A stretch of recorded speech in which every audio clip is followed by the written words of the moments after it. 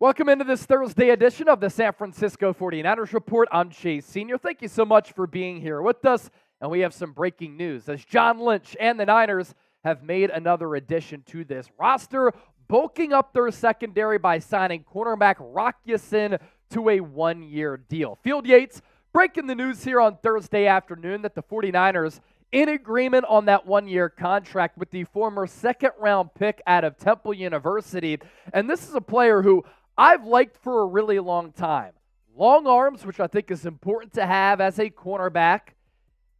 He's a skillful player who has a lot of swagger, good physicality, and a great frame. But this is also a player who throughout his career has been held back with some injuries from time to time. Nothing overly severe, but he's always seemed to gotten injured when he's about to hit his stride, and because of that, I don't think he's been able to reach his fullest potential. Now, he is still only 27 years old. The Niners, as an organization, do a very solid job of developing the cornerback position. Could he find his stride with San Francisco? If healthy, he can end up being a solid depth piece, a solid backup for this Niners team. And there's been one consistent theme, I think, throughout this offseason for San Francisco. And Mac Daddy, one of our loyal viewers, pointed it out to me as well, that the Niners throughout this offseason in free agency have really honed in on trying to fortify their depth. They were a team last year that had a lot of premium players at premium positions, and they are all getting paid top dollar, right? They're one of the most talented teams in the NFL. They still are one of the most talented teams in the NFL, but some of their depth pieces struggled a little bit, and there was a big drop-off from the starters to some of those reserves. So San Francisco, especially with special teams and defense, just trying to fortify some of the depth pieces here, and they can further do that in the upcoming NFL draft. More on Rock Ya-Sin here, a 2019 second-round pick out of Temple University. There have been some great clips surfacing on social media of him competing fiercely with Deebo Samuel at the Senior Bowl in Mobile, Alabama in the pre-draft process in 2019. Really good athlete at Temple who climbed up draft boards after transferring to Temple as a grad student. More on that in a moment. But because of those injuries, and they've kept him off the field and just have kept him from fully maximizing as a football player, he's now going to be with this fourth team in the National Football League. He's with the Colts from 2019 to 2021, 1 year with the Raiders on a prove-it deal, and then with the Ravens this past year had to deal with the knee injury for Baltimore. Was not a highly recruited player coming out of Decatur, Georgia. So his path as a football player has been a very interesting one. He was a two-time state champion wrestler who actually originally committed to play college football at the FCS level for Presbyterian College, and then he went to Temple as a grad student. Coaches there absolutely loved him. And I went to Temple University, T for Temple U. I know this player very well, but Temple has a very cool tradition. All of the toughest players who exemplify what that program is all about, they give single digits to from 0 to 9. And if you get that, it's almost better than being a team captain. You're a team captain, but you're forever revered as a single-digit player. It was something made famous under Al Golden back in the day to give recognition to players who bust their ass. Rock Ya-Sin was a single-digit guy and had this length and this confidence, which you need to compete on the outside as a corner. Played so well as a grad student, that's what made him a second-round pick. Here's the NFL.com scouting report on him from the pre-draft process, because at the NFL level, it's been Jekyll and Hyde as far as his playing time.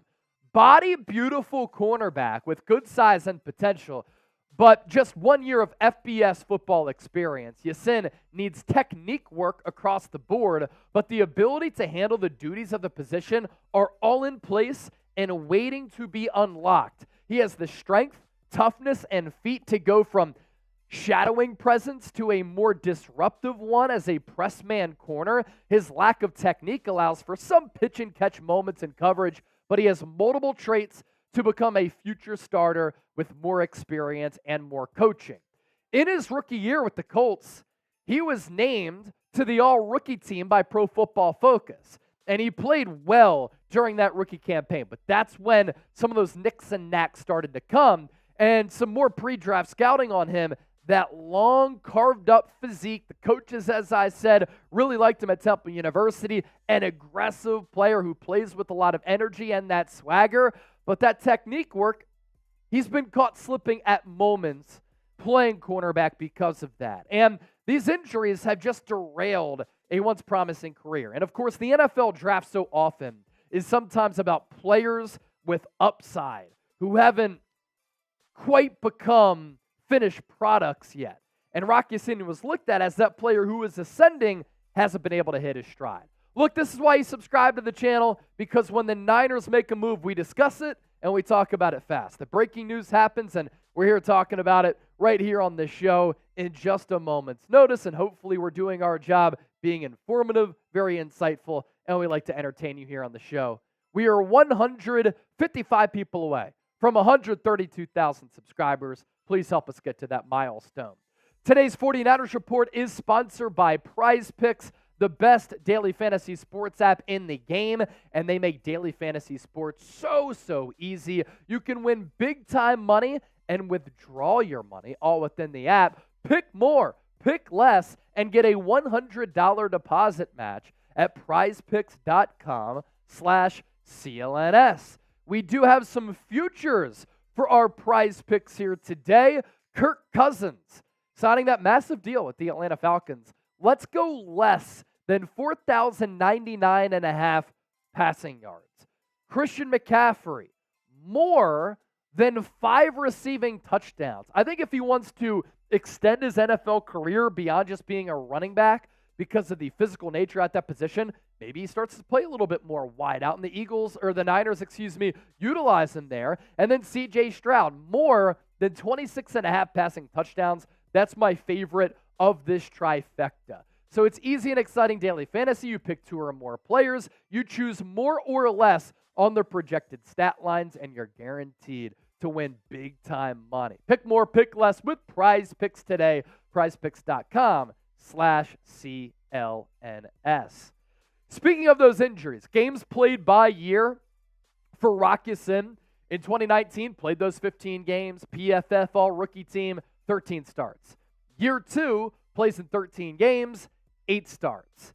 Year 3, 8 games, 0 starts. 11 games with the Raiders in 2022 with 9 starts. And then he played in 14 games for the number 1 rated Baltimore Ravens defense in 2023, but only made 1 start. So obviously with that 1 start and the 14 games played in 2023, a limited sample size for a player who did get off to a nice little start in his NFL career after being drafted in the 2nd round. And here are his Pro Football Focus grades from this past campaign. Overall grade of 63.3, a coverage grade of 63.8, a passer rating allowed of 117.9, 0 interceptions, and only has 2 career interceptions. So kind of struggled a little bit with just making those big-time plays to move the needle. Ball skills, they might be lacking. They're kind of just okay is how I would categorize it. His Pro Football Focus numbers by year. So as a rookie, you're looking at the far right side of the screen here for the coverage grades. Yellow is average, green is good, orange is very, very bad.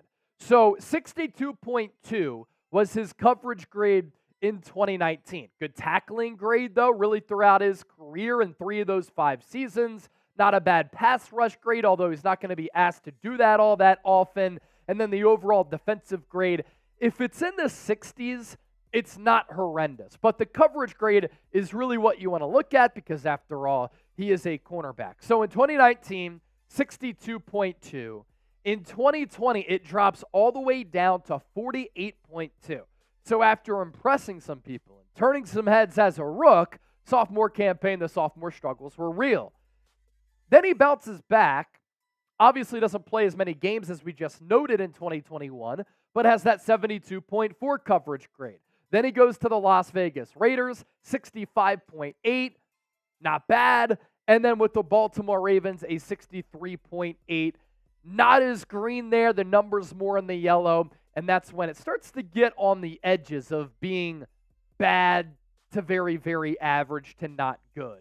If you love us here on the San Francisco 49ers Report and you love our coverage, give me a real one down below, especially if you made it to this point of the video. We appreciate you as always. And make sure you give me a follow on X. Make sure you give me a follow on Instagram.